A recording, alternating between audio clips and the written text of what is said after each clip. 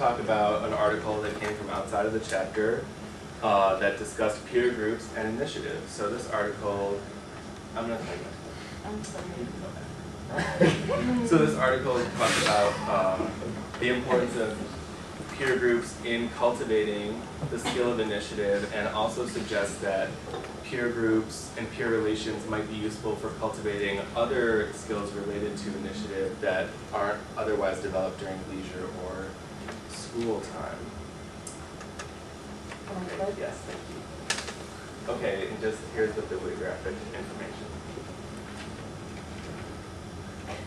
Okay, so what is initiative?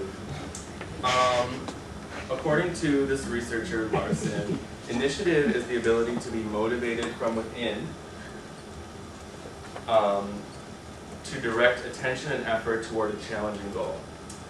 And I actually see this skill as, you know, really basic to like not just humans, but even ducks or any organism, or like anyone who really needs to set goals and accomplish them. You know, that's something that we all need to do. It's especially important when you consider, you know, the importance of self-regulated learning. I think initiative is a big component of that, but maybe not one that's explicitly addressed as often as it might be.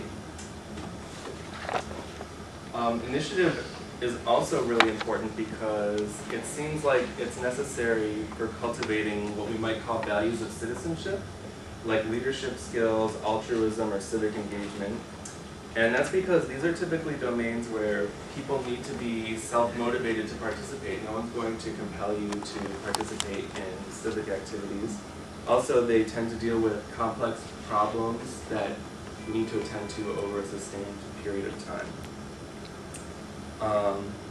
Initiative also seems to be an especially relevant skill for us in contemporary Western societies, because the main structures of our life are not as pre-configured as they've tended to be in the past and as they are in other cultures and societies.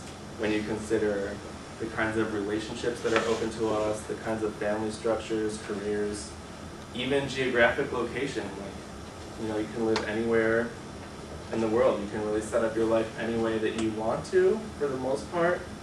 And when it comes to making decisions regarding those life choices, initiative, the ability to focus and really like get motivated from the inside to make those decisions, is going to be a critical skill. But at the same time, it seems like initiative is not as developed as we might like it to be. Even though initiative is so important to us, we, Larson says, we do less than other societies do to foster initiative. And he cited a couple of researchers that I thought you might be interested to check out, Ruth Benedict, and also a team called Schlegel and Berry. And they studied how other cultures facilitate the growth of initiative in adolescence. One way that they did this was by providing a progressive set of steps that socialize youth into the roles and responsibilities of adulthood.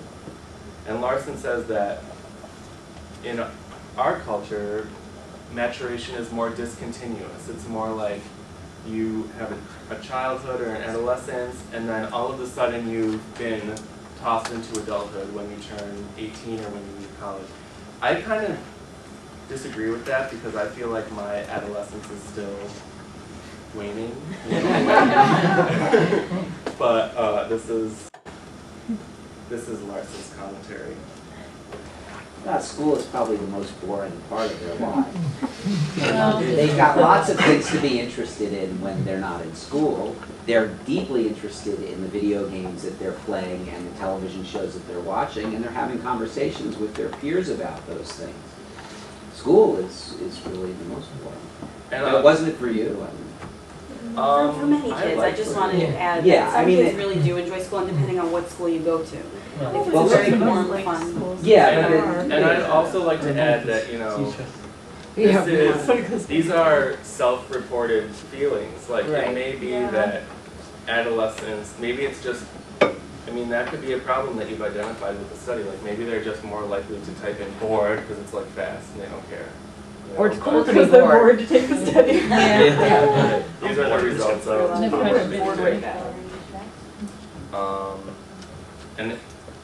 and he also found that honor students were as likely as those involved in delinquent activities to report high rates of boredom. So it turns out that structured voluntary activities are an important place where adolescents don't feel bored. They're intrinsically motivated, they're focused, and they're pursuing challenging goals. That's Obama? Okay.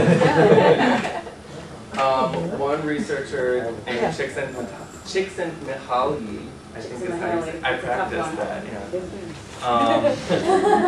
Talks about the feeling of flow, that like your mind is just working in the right way.